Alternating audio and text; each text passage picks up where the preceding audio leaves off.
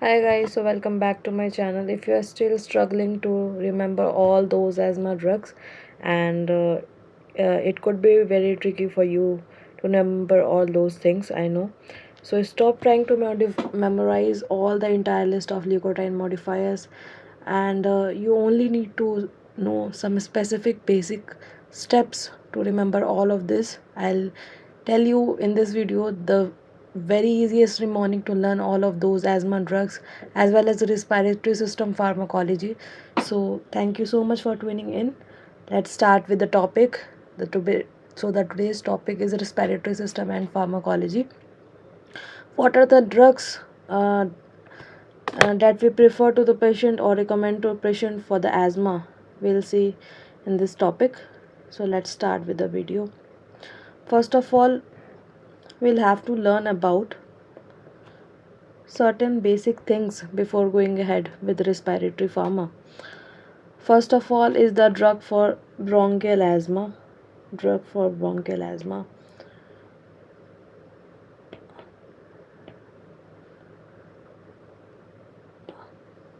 Before going ahead with bronchial asthma, we'll have to learn about certain basic steps of bronchial asthma.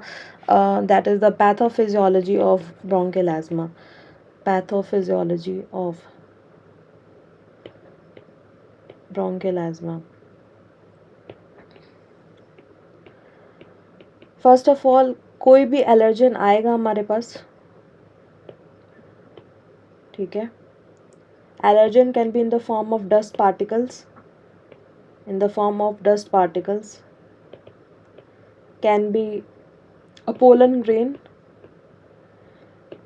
can be an animal hair. So these allergen will going to be taken up by antigen presenting cell. Taken up by antigen presenting cell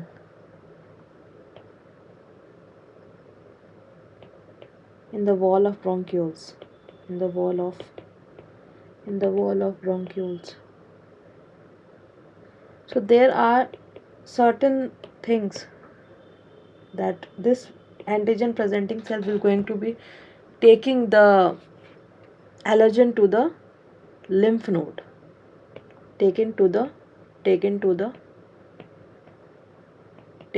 lymph node, and here एक cells होता है that is Th2 cells will going to recognize the allergen over here and gets activated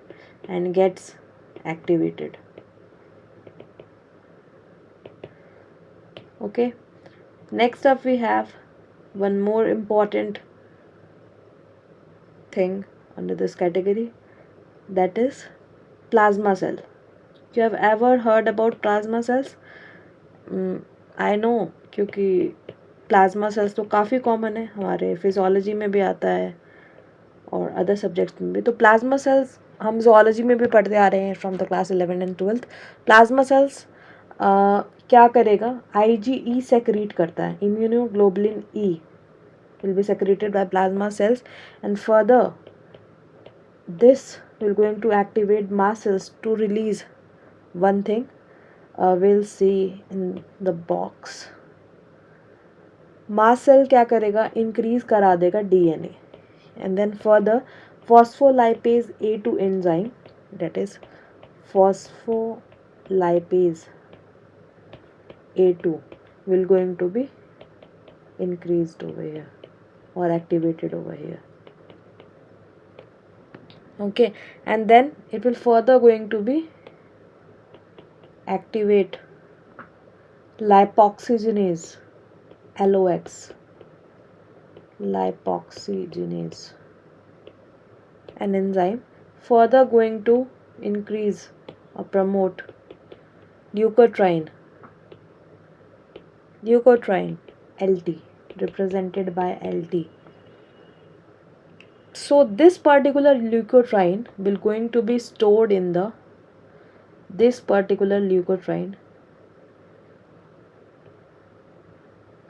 leukotriene will going to be stored in the stored in the mast cell. ये blue colour से मैंने mast cell ही बनाया, mast cell, until the second exposure of allergen happens.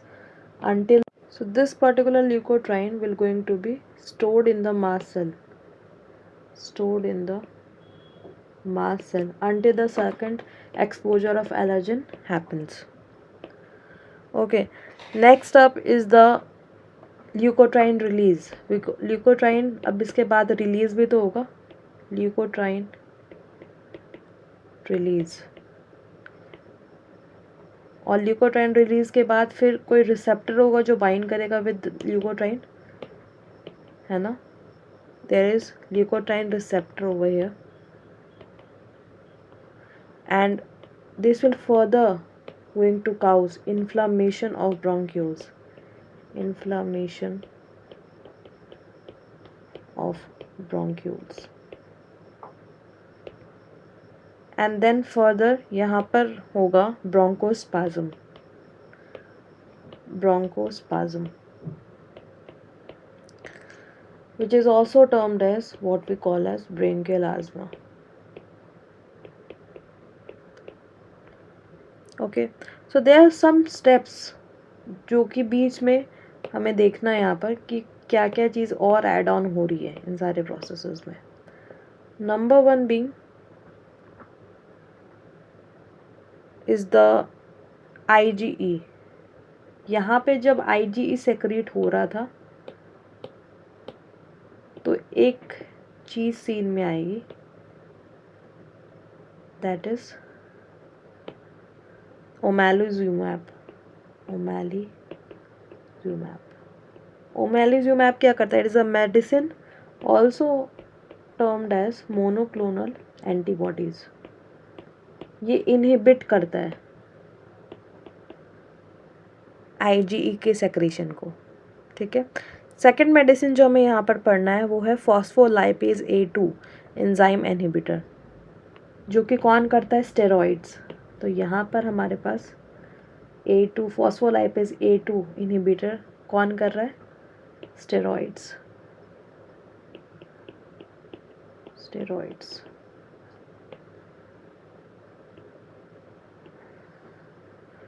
Steroids में भी कौन से? Inhalational cortico steroids. Inhalational corticosteroids. Second thing is the lipoxygenase. So second we have lipoxygenase. Lipoxygenase को inhibit करने वाला कौन सा है? Xylutone. Xylutone ये इसे inhibit करेगा या block करेगा. अब यहाँ पर ल्यूकोटाइन का जो रिलीज होगा उसे इनहिबिट करने वाला कौन है? Mast cell. Mast cell stabilisers. और इस पे क्वेश्चन कई बार आया हुआ है कि कौन कौन से मास्ट सेल स्टेबलाइजर्स यहाँ पर इनहिबिट करेंगे. तो number 1 is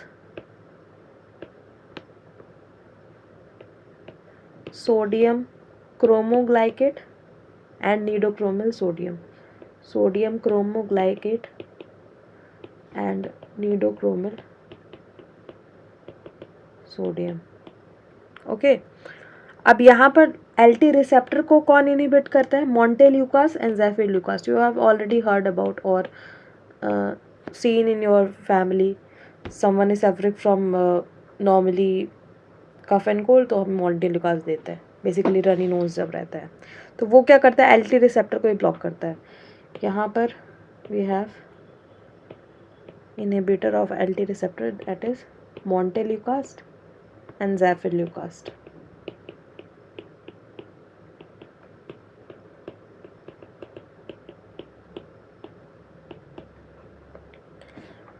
Next up are the bronchospasm. Bronchospasm. अब यहाँ पर bronchospasm को ब्लॉक कौन करेगा? That we have to see. There are bronchodilators. If you have heard my topic of pharma, I have already told you that most of the topics in the pharma are going to be intermingled, inter related with each other. तो आपको हर एक चीज़ पता होना चाहिए। यहाँ पर अब जो मैं ड्रग लिखना चाहती हूँ उसके बारे में मैकेनिज्म आप लोग कमेंट्स में ज़रूर बताना। Bronchodilators are only responsible for symptomatic relief, symptomatic relief. तो सिम्टोमेटिक रिलीफ में कौन से रहते हैं हमारे पास? साबा, LABA and SAMA Lama.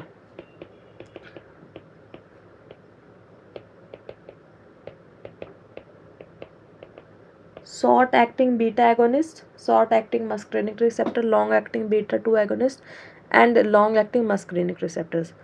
Also we have two more things, that is magnesium sulfate and theophylline. Theophylline. Magnesium sulfate is responsible for the treatment of bronchial asthma. For the treatment of IV के तरह हम इसे देंगे, for the treatment of bronchial asthma.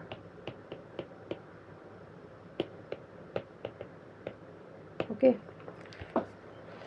So we have done all of these pathophysiology of bronchial asthma. Let's revise it once.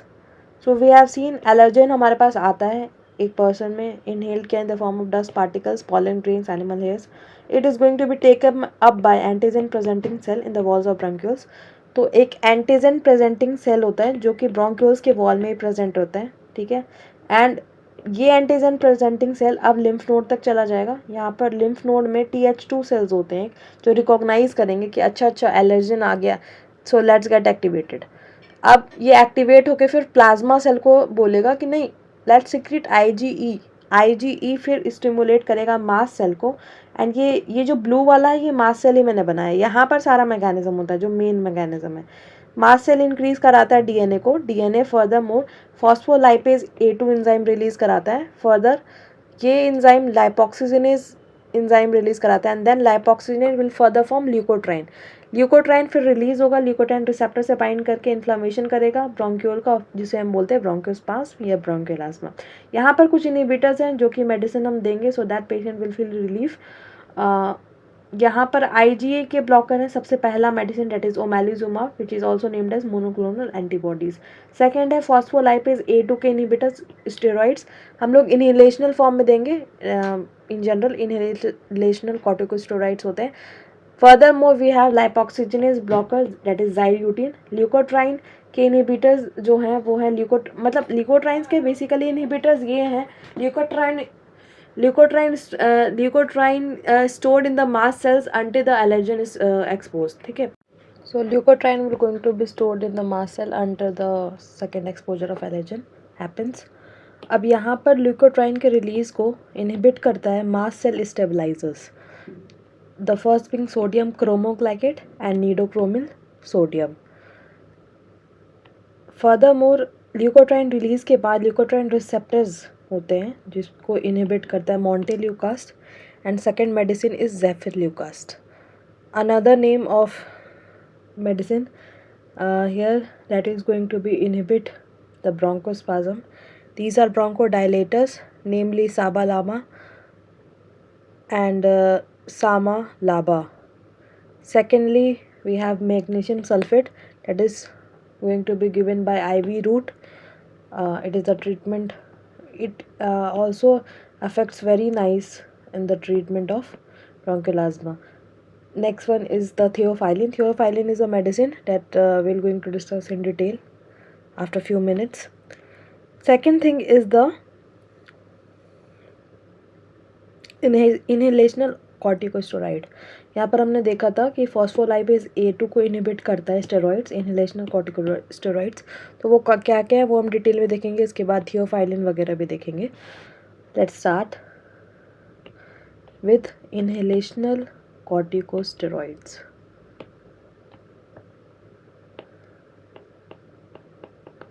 Inhalational corticosteroids.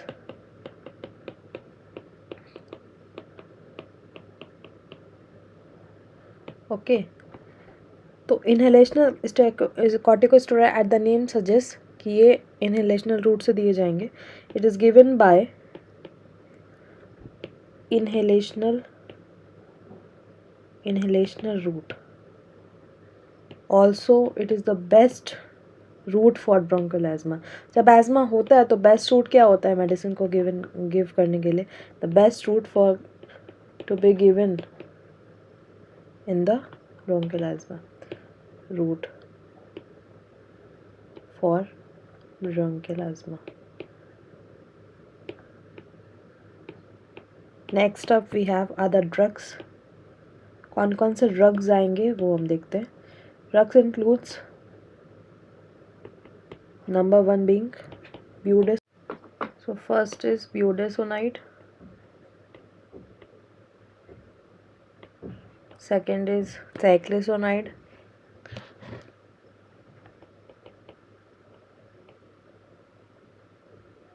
beclomethasone,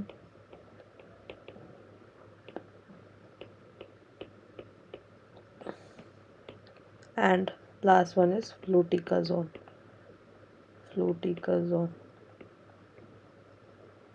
Okay, so these are the few medicine that we have to learn in this inhalational corticosteroids. कैसे work करेगा वो देखते हैं. Mode of action being, सबसे पहले it will going to be inhibit phospholipase A2 synthesis, and furthermore it is going to be counteract with LT synthesis in the mast cells. LT synthesis in mast cells. Indications कहाँ पर देंगे इसे? It is a best drug of choice for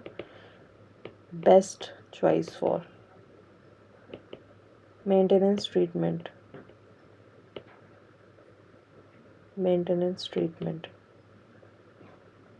for bronchial asthma,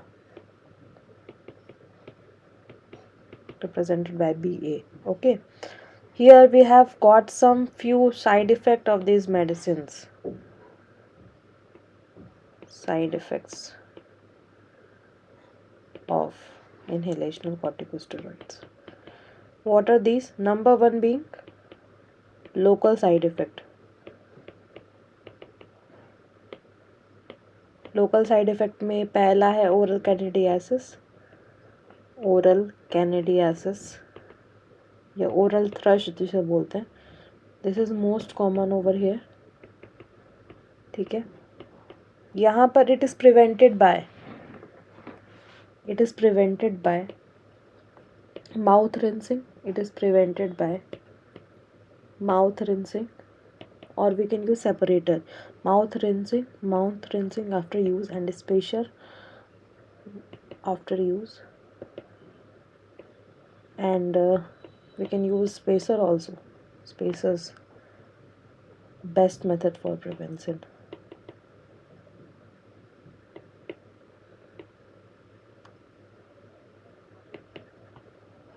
या फिर treatment, अगर treatment हमें करना है इस चीज़ का तो we can give of course fluconazole. Fluconazole is a drug of choice over here. And second being the clotrimazole. Clotrimazole local route से देंगे हम, तो यहाँ पे भी सीन कि फ्लूकोनाजोल और clotrimazole हम देंगे for the local side effects. Okay, basically oral candidiasis की वजह से ये दोनों साइड इफेक्ट्स होगा, एंड देन फर्दर हम ये मेडिसिन देके उसे क्योर करेंगे. That is fluconazole which is a drug of choice over here, and clotrimazole can be given in the local route. Oral candidiasis basically fungal infection की वजह से होता है बक्कल कैविटी में. Second we have systemic side effect. Before going ahead with systemic side effect, change in voice or the hoarseness of voice, yeah, dysphonia will be seen. That is difficulty in speaking will be seen in the patients who are suffering from these side effects.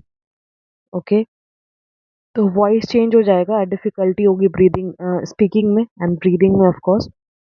Second up we have the systemic side effects.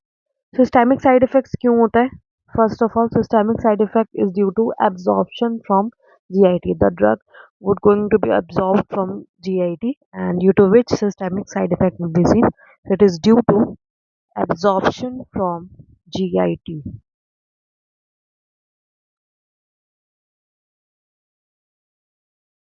And then इनका GIT से absorption होगा, तो obviously आप याद रखना कि मैं एक यहाँ पर डायग्राम बना रही हूँ। यहाँ पर जो इसका इफेक्ट होता है, क्योंकि GIT से एब्जॉर्ब होगा तो सेंट्रल पार्ट पे ज़्यादा इफेक्ट होता है, और जो पेरिफेरल पार्ट है वहाँ इसका इफेक्ट ज़्यादा शो नहीं होता। Central parts like CNS, eyes, heart, kidney, जो भी ऑर्गन्स हमारे सेंट्रली प्रेजेंट है मस्कुलर स्केलेटल सिस्टम में, और हमारे हाइपोथैलेमिक पिट्यूटरी एड्रेनल एक्सिस को क्या इफेक्ट करेगा वो सब अभी हम देखेंगे। So it will going to affect the central part much more rather than peripheral part. Okay, so here I have made one person's diagram so that you can learn better और retain better. तो peripheries में इसका कोई effect नहीं होएगा, central part में ज़्यादा effect होता है.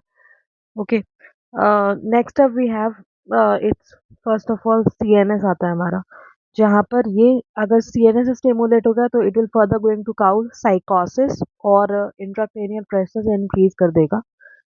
मेनली सीजर्स काउज करता है in the CNS. And secondly we have to see कि आईज में क्या करता है. हमारा सेकेंड जो सिस्टेमिक साइड इफेक्ट है is in the eyes. Eyes में जो इंट्राओकुलर प्रेशर होता है आई का, बेसिकली इंक्रीज करके ग्लोकोमा काउज करेगा. और सेकेंड चीज जो काउज करता है वो होता है posterior subscapular cataract. So let's write it over here. In the eyes, it will going to cause intraocular pressure more and posterior subscapular cataract. Third but not the least, we have in the heart, it will going to be increase the heart rate, that is tachycardia. Okay, so let's write in the heart it will further going to increase the heart rate, that is tachycardia. And next one we have in the kidney, it will going to activate the RAS mechanism, that is a renin angiotensinogen aldosterone system, that will further going to increase BP overall. तो kidney में ये क्या कर रहा है, रास mechanism को activate करके बीपी इंक्रीज करा रहा है. फिफ्थ है हमारा GIT. GIT में ये PUD, that is peptic ulcer disease cause करेगा और एसिड के सिक्रेशन को इंक्रीमेंटली बढ़ाता है. And second, the next side effect of systemic being musculoskeletal system में ये फर्स्ट ऑफ ऑल एट्रोफी करेगा मसल्स या स्किन का. Let's write in the musculoskeletal system, first the side effect will be atrophy of muscles or skin, and secondly ये क्या करता है, osteoporosis cause करता है. Secondly it will cause osteoporosis, या फिर आप बोन का डेटोरेशन होता है यहाँ पर, मोस्टली कैल्शियम भी कम हो जाता है. तो इन द मस्कुलर सिस्टम यहाँ पर एट्रोफी ऑफ मसल्स या स्किन है एंड ऑस्टियोपोरोसिस काउज करेगा. Last is the hypothalamic pituitary adrenal axis को ये कम करता है. Okay, so these were the side effects that we have to cover in the systemic part. There are 7 side effects in total that we have learned, that is CNS, eyes, heart, kidney, GIT and musculoskeletal system, also the hypothalamic pituitary adrenal axis. Next up we have is the theophylline. Theophylline क्या है, structurally it is a methyl xanthine in structure. Theophylline is the another drug that we have to deal right now, is the methyl xanthine. Theophylline or methyl xanthine. Methyl xanthine is the chemical composition of theophylline. Theophylline T या coffee derived होता है, इसलिए हम patients को recommend करते हैं to drink tea और coffee so that he or she can feel relief when she or he suffering from cold. Methyl xanthine यहाँ पर कैसे वर्क करता है, let's see the mode of action of methyl xanthine over here. First of all दो तरह से work करेगा, ठीक है. उसके बाद फर्दर मोर हम फार्माकोकाइनेटिक्स देखेंगे. तो mode of action is first of all PD phosphodiesterase inhibitor होता है ये. फॉस्फोडाइस्टरेज इनहिबिट करके हमने देखा था कि साइक्लिक AMP को बढ़ाता है, CAMP को ये इंक्रीज करता है. फर्दर ये क्या करेगा, ब्रोंको डायलेशन करेगा and person will feel relief. Again repeated MCQ, bronchodilation cause करेगा. Okay, so further going to cause bronchodilation over here. Next up we have adenosine receptor blocker. ठीक है, mode of action second जो है वो है adenosine receptor blocker, further going to cause bronchodilation again in this part, further going to cause bronchodilation. Moreover, where uh, how these going to affect the body, and let's see the pharmacokinetic properties moreover here in this topic of theophylline. Okay, let's jump ahead to study about pharmacokinetics of theophylline. First of all यहाँ पर दोनों ही जगह आप देख लो कि ब्रोंकोडाइलेशन ही कर रहा है, ब्रोंकोडाइलेशन मोड ऑफ एक्शन इनका है। Let's see the pharmacokinetic properties of theophylline. सबसे पहले इसका नैरो थेरेपेटिक इंडेक्स होता है, very important MCQ. Narrow safety margin है, not very safe to use in the patients. Okay, and there are few drugs that we have to keep in mind that follow zero order kinetics. Okay, so we have, it possesses narrow safety margin.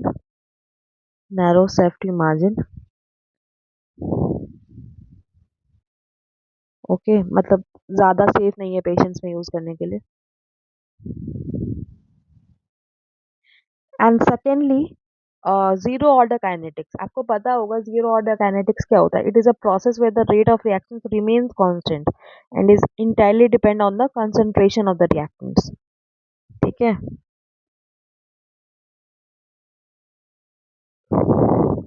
there are four drugs that we're going to follow zero order kinetics, that is warfarin, phenytoin, ethanol, and theophylline.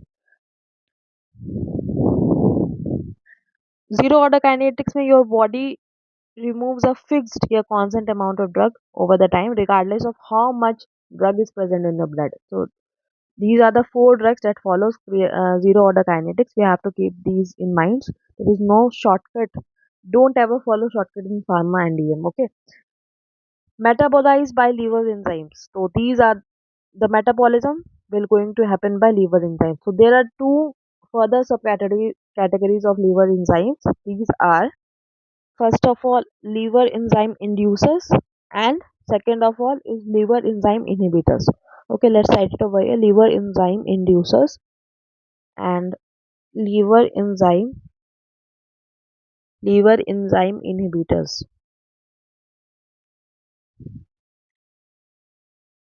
तो liver enzyme inducer क्या करता है? As the name suggests, it will going to induce the metabolism of theophylline, and in contradiction to it, liver enzyme inhibitors will going to decrease liver enzyme inhibitors will going to decrease the metabolism of theophylline. Let's write it over here. Liver enzyme inhibitors will going to decrease the metabolism of theophylline. तो जब increase कर देगा metabolism तो further treatment failure हो जाता है as a side effect. Not as a side effect, mostly as a more saturated phenomenon over here. Liver enzyme inhibitors यहाँ पर decrease करेगा metabolism of theophylline को, and further that will going to be deteriorate this and further leading to toxicity, है ना, further leading to toxicity. Next up we have another thing, that is liver enzyme inducers. Liver enzyme inducer में there are in total 3 drugs that are going to work as a magic over here. First name is rifampicin. Let's write rifampicin and griseofulvin and anti-epileptics. Overall, there are two more in this liver enzyme inhibitors category. First of all, let's write the liver enzyme inducers category. तो सबसे पहले हमने देखा कि liver enzyme inducers में treatment failure होगा, inhibitors में toxicity होगा। ये ओवरऑल ड्रग इफेक्ट है ना। तो कौन कौन से ड्रग ये फॉलो करते हैं वो देखते हैं। Liver enzyme inducers are rifampicin, griseofulvin and anti epileptics. Anti epileptics. Okay, so these are the 3 drugs that are liver enzyme inducers. Next up, we have liver enzyme inhibitors. Liver enzyme inhibitors are two drugs. Number one is macrolides. जिसमें कि erythromycin और clarithromycin है हमारे पास. And second of all we have ketoconazole. You have already heard of this name. Ketoconazole are the liver enzyme inhibitors. Macrolides में हमारे पास erythromycin and clarithromycin है. And we have another drug over here is ketoconazole.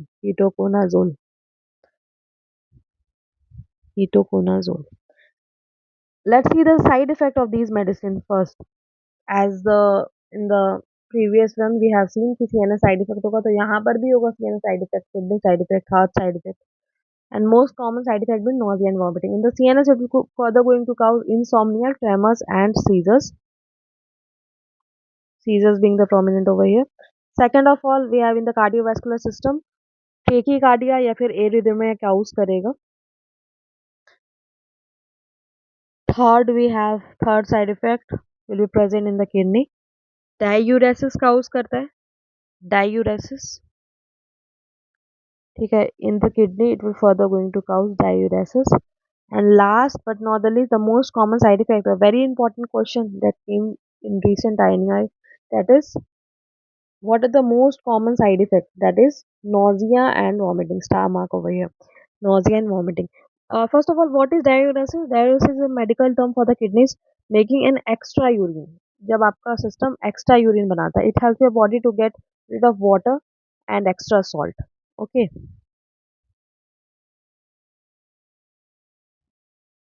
तो जब oedema हो जाता है bodies में, ठीक है, स्वेलिंग्स हो जाती है, तो हम ये प्रोसेस यूज करते हैं, डायूरेसिस का डॉक्टर्स यूज करते हैं. Okay. Treatments of bronchial asthma. Next up, we have treatment of bronchial asthma. Further subcategorized into three types. And what is the main mudda of reading this whole video? What's the point? This is the point. We have come to an end of this lecture. Treatment of bronchial asthma as well as COPD. First of all, the subcategorization being acute bronchial asthma. Acute bronchial asthma. Acute bronchial asthma, second of all, is maintenance treatment of bronchial asthma, and third is acute severe bronchial asthma, also termed as status asthmaticus. Please highlight this. Okay. In the bronchial asthma, treatment of choice being formoterol, that is, and the category LABA plus budesonide. हम यहाँ पर क्या देंगे, formoterol plus budesonide. Also, हम यहाँ पर दे सकते हैं साबा independently, that is salbutamol. तो पहला ड्रग हमारे पास होगा एक्यूट में फॉर्मेट्रोल लाबा प्लस ब्यूडेसोनाइड. नहीं तो फिर हम सैबा दे सकते हैं, that is salmeterol, salbutamol sorry. Maintenance treatment of asthma में we have inhalational corticosteroids as told earlier in the first slide. But if it is not controlled by ICS, then we'll give LABA, that is formoterol again. Okay, LABA. It is not controlled. If it is not controlled, then we'll add LABA over here. That is under the category of formoterol. Okay. Next up, we have acute severe bronchial asthma, also termed as status asthmaticus. Very important point. Highlight this over here in your notes. Status asthmaticus में सबसे पहले साबा drug है, salbutamol again. सामा ipratropium, सामा में हमारे पास है ipratropium. Ivy से हम तीन ड्रग्स दे सकते हैं, हाइड्रोकॉर्टिकोजोन, मैग्नीशियम सल्फेट. आईवी से हम थ्री ड्रग्स देंगे, हाइड्रोकॉर्टिकोजोन दे सकते हैं, मैग्नीशियम सल्फेट दे सकते हैं, एंड हम दे सकते हैं theophylline. Let's write over here. IV से हम मैग्नीशियम सल्फेट भी दे सकते हैं एंड थियोफाइलिन भी दे सकते हैं इंट्रावेनस रूट. एक बहुत इंपॉर्टेंट पॉइंट जो आपको समझनी है यहाँ पर, डेट अबाउट मॉन्टिल्यूकास्ट. काफ़ी फैसिनेटिंग नेम लगता है, हमारे घर में पढ़ा भी रहता है मॉन्टिल्यूकास्ट, है ना. Most of you have already heard of this name montelukast. But montelukast क्या एस्मा में देंगे, that is the question. So it has got no role in the treatment of acute severe bronchial asthma, क्योंकि इसका slow होता है onset action में. It is very slow in its onset of action, so will not a very good drug of choice in the treatment of status asthmaticus or acute severe bronchial asthma. Okay, ये very important point है, इसको mark करके लिखना आप लोग notes में. Next up we have COPD. What are COPD? Also termed as emphysema, very commonly named. COPD और एम्फाइजेमा। अब इसका ट्रीटमेंट देखते हैं। क्रॉनिक ऑब्स्ट्रक्टिव पल्मोनरी डिजीज का ट्रीटमेंट देते हैं। काफ़ी सिमिलर लगता है COPD और एज़मा, बट काफ़ी डिफरेंट है in its drugs also. Drug of action यहाँ पर होगा साबा। एक्यूट अगर है तो साबा हम यूज़ करेंगे, दैट इज सैल्ब्यूटामोल अगेन। और सामा में हम यूज़ करेंगे इप्राट्रोपियम, जो कि हमने एक्यूट सेवियर स्टेटस एस्मेटिकस में भी यूज़ किया था। सामा एंड साबा, सैल्ब्यूटामोल एंड इप्राट्रोपियम। बट मेंटेनेंस की अब जहाँ तक बात आती है तो वहाँ पर हम यूज़ करते हैं लामा। आप देख पा रहे होंगे कि एक्यूट में हमने देखा था कि फॉर्मेट्रोल यूज कर रहे थे, बट एक्यूट सेवियर इस drugs is somehow inter related to here in the acute type of COPD। तो ये कितना ज्यादा इंटेंस होता है आप ये समझो। एक्यूट में हमने देखा साबा, सैल्ब्यूटामोल एंड सामा। मेंटेनेंस में हम यूज करेंगे LAMA, that is tiotropium.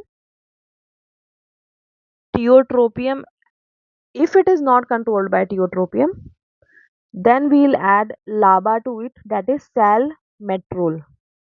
salmeterol, पहले साबा देंगे and SAMA for the acute, but same as the in the case of status asthmaticus, but maintenance हम देंगे LAMA first of all, tiotropium, and then second of all if it is not control then we'll add LABA, that is salmeterol. ठीक है, तो हमने देखा ये सारी चीजें, ये सारे drugs which is very commonly asked in your NEET and INI PYQs. So let's revise what all we have learned from this topic of respiratory system pharmacology. Okay.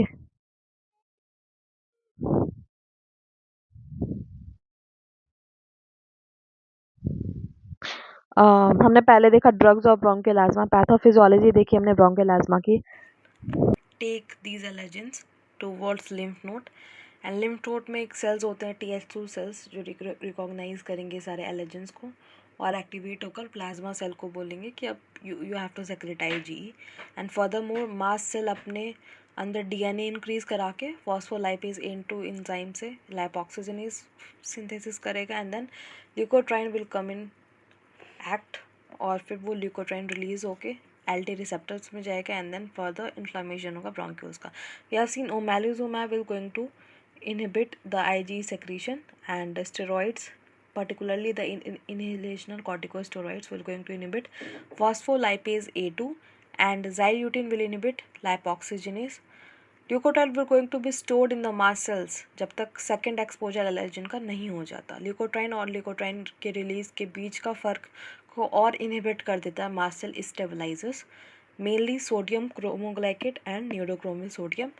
LT receptors are those receptors जो कि फिर further inflammation करते हैं bronchioles का। यहाँ पर LT receptors को inhibit करने वाले हैं हमारे मोंटेल्यूकास्ट एंड ज़ेफिल्यूकास्ट। ब्रोंकोस्पाज्म में वील यूज़ ब्रोंकोडाइलेटर्स जो कि एक सिम्प्टोमेटिक रिलीफ ही देते हैं, जैसे साबा एंड लाबा, सामा लामा। मैग्नीशियम सल्फेट जो कि IV से हम देंगे, which is the best treatment, best drug of choice for the maintenance treatment of bronchial asthma। and secondly theophylline. Inhalational corticosteroids को हमने देखा, ये इनहेलेशनल है तो इनहेलेशनल रूट से ही देंगे, the best route for bronchial asthma. Drugs included as budesonide, ciclesonide, beclomethasone and fluticasone. Mode of action phospholipase A को सिंथेसिस को फर्दर कम करेगा, and further it will going to deteriorate LT synthesis in the mast cells। Indications being best choice for the maintenance treatment of bronchial asthma। Side effects being first local side effect and second being the systemic side effect. Local side effect को prevent कर सकते हैं mouth rinsing या spaces से, या फिर drug of choice यहाँ पर फ्लूकोनाजोल या फिर क्लोट्रिमाजोल है। फ्लूकोनाजोल हम यूज़ कर सकते हैं या फिर क्लोट्रिमाजोल डायरेक्टली लोकल रोड से दे सकते हैं। पेशेंट्स में will see change in hoarseness of voice और डिस्फोनिया या फिर डिफ़िकल्टी इन ब्रीदिंग और स्पीकिंग हो सकता है। सिस्टेमिक साइड इफ़ेक्ट में वी हैव सीन कि यहाँ पर ड्रग एब्जॉर्प्शन अगर ZIT से हो जाए तो सिस्टेमिक साइड इफेक्ट काउज करेगा, mainly in the CNS। It will going to cause seizures, साइकोसिस, इंट्राक्रैनियल प्रेशर को इंक्रीज़ करता है। पेरिफेरी में इसका ज़्यादा वर्क नहीं होगा सिस्टेमिक में, क्योंकि यहाँ पर GIT यानी कि बीच वाले जो हमारा सेंट्रल पार्ट है वहीं साइड इफेक्ट दिखेगा। आईज में साइड इफेक्ट दिखेगा इंट्राओकुलर प्रेशर को इंक्रीज करके, पोस्टीरियर सब स्कैपुलर कैटोरेक्ट को भी इंक्रीज करता है, एंड ऑल्सो हार्ट में टेकिकार्डिया काउज कराता है, किडनी में रास सिस्टम एक्टिवेट करा के बीपी इंक्रीज कराता है, जीआईटी में पेप्टिक अल्सर डिजीज एसिड के सेक्रेशन को इंक्रीज करेगा, मस्कुलो स्केलेटल सिस्टम में भी एट्रोफी ऑफ मसल्स या स्किन या फिर ऑस्टियोपोरोसिस करके कैल्शियम के रेट को डिक्रीज करेगा। Also this will further going to last side effect being hypothalamic pituitary adrenal axis को कम करता है। थियोफाइलिन मिथाइल जेंथिन स्ट्रक्चर में मोड ऑफ एक्शन कैसे हो सकता है, फॉस्फोडाइस्टरेज A2PDE फॉस्फोडाइस्टरेज इनहिबिटर होता है, increase cyclic AMP and further going to cause bronchodilation. Adenosine receptor blocker भी होता है एंड देन यहाँ पर भी वो ब्रोंकोडाइलेशन ही काउज करता है। फार्माकोकाइनेटिक्स इसका क्या है, नैरोथेरेपेटिक इंडेक्स होता है, mostly not safe to use, narrow safety margin होता है क्योंकि zero order kinetics. 4 drugs follow करते हैं, warfarin, ethanol, phenytoin, theophylline, very very important star marked MCQ। Metabolized by the liver enzymes, पहला होता है लीवर इंजाइम इंड्यूसर्स, दूसरा होता है इनहिबिटर्स। इंड्यूसर्स मीन्स जो इंक्रीज करता है थियोफाइलिन के मेटाबॉलिज्म को। इट में further lead to treatment failure also, और डिक्रीज जो करेगा वो टॉक्सिसिटी काउज करेगा। Liver enzyme inducers are rifampicin, criosophalvim, and antiepileptics. Liver enzyme inhibitors being macrolides, erythromycin, and clarithromycin. Another is ketoconazole. Side effects of theophylline is CNS को increase करके, CNS के activity को increase करके insomnia, seizures या tremors cause कर देगा। CVS के activities को इंक्रीज करके it will further cause arrhythmia और टेकिकार्डिया। किडनी में ये डिजीजेस काउज करेगा, फर्दर डायूरेसिस काउज करता है, diuresis. And most common side effect भी नोजिया एंड वॉमिटिंग। ट्रीटमेंट जो कि यहाँ पर treatment of choice is formoterol, that is LABA, या फिर ब्यूडेसोनाइड ऐड करेंगे इसमें। Second being the SABA, that is salbutamol. Maintenance treatment of asthma is inhalational corticosteroid. अगर इससे कंट्रोल नहीं हुआ देन वील ऐड लाबा, फोरमेट्रोल ऐड करेंगे यहाँ पर। अब सेवियर अगर ब्रोंकियल एजमा है, that is also termed as status asthmaticus, तो साबा, सैल्ब्यूटामोल, सामा, इप्राट्रोपियम, या फिर IV से हाइड्रोकॉर्टिकोजोन, मैग्नीशियम सल्फेट या थियोफाइलिन देंगे। हमेशा याद रखना आप लोग, montelukast has no role in the treatment of status asthmaticus, क्योंकि इसका काफ़ी धीरे धीरे स्लो ऑनसेट होता है एक्शन का। अगेन वी हैव COPD, इम्फेसीमा में हम लोग क्या क्या यूज़ करेंगे, साबा, सैल्ब्यूटामोल, या फिर सामा यूज़ कर सकते हैं, दैट इज इप्राट्रोपियम। मेंटेनेंस के लिए हम लोग यूज़ करेंगे लामा, टियोट्रोपियम। अगर कंट्रोल नहीं हुआ then will add LABA, that is salmeterol. Okay, so we have come to an end of this lecture. For more such videos, stay tuned to the channel and please hit the subscribe button. Thank you so much for watching and giving your precious time.